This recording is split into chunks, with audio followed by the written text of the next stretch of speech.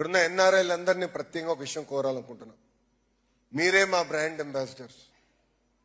పెద్దలు ఇప్పుడే చెప్పారు, ఎంఎస్ఎంఈ కంపెనీలు కూడా పెద్ద ఎత్తున ప్రోత్సహించాలని. దాంట్లో ఎలాంటి సందేహం లేదు.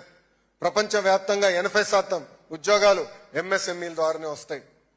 ప్రత్యేకంగా అందుకే ఎకనామిక్ డెవలప్మెంట్ బోర్డు మేము ఏర్పాటు చేశాం.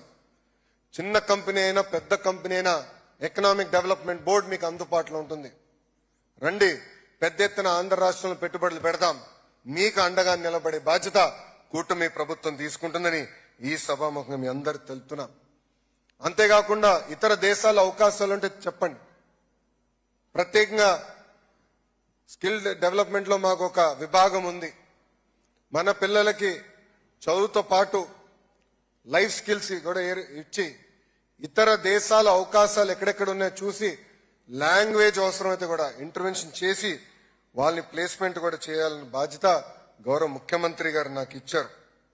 అందుకే ఇక్కడ ఉన్న మిమ్మల్ని అందరినీ కోరేది ఒకటి, అందరం బ్రాండ్ అంబాసిడర్స్ గా మారాలి. మన కంపెనీలో మనందరం మాట్లాడాలి. ఇది నేను ఎందుకు చెప్తున్నానంటే, టాటా సన్స్ చైర్మన్ చంద్ర గారిని కలిసినప్పుడు ఆయన ఒక మాటను అడిగా. ఈరోజు టీసీఎస్ విశాఖపట్నంలో పెట్టాలని ఎందుకు మీరు నిర్ణయం తీసుకుని అడిగినప్పుడు, మా కంపెనీలో సుమారుగా 35% మంది తెలుగోలు పనిచేస్తున్నారు.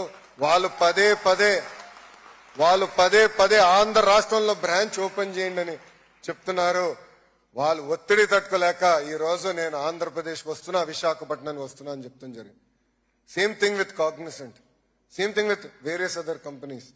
అందుకే మీరందరూ బ్రాండ్ అంబాసిడర్స్ అవ్వండి, మాట్లాడండి. మీ కంపెనీ భారతదేశంలో పెట్టుబడులు పెట్టాలనుకుంటే మాకు తెలియజేయండి. ఆ పెట్టుబడుల కోసం పోరాడడానికి మేము సిద్ధంగా ఉన్నాం. మీరు చూస్తే మేము అందరూ ఒక యంగ్ టీం ఉన్నాం. ఈరోజు 50% ఫస్ట్ టైం ఎమ్మెల్యేస్ ఉన్నారు. దాంట్లో చాలా మంది ఎన్ఆర్ఐస్ కూడా ఉన్నారు. 17 మంది 25లో 17 మంది మంత్రులు ఫస్ట్ టైం మంత్రులు కూడా ఉన్నారు. చేయాలని తప్పంతో మేము అందరం ఉన్నాం.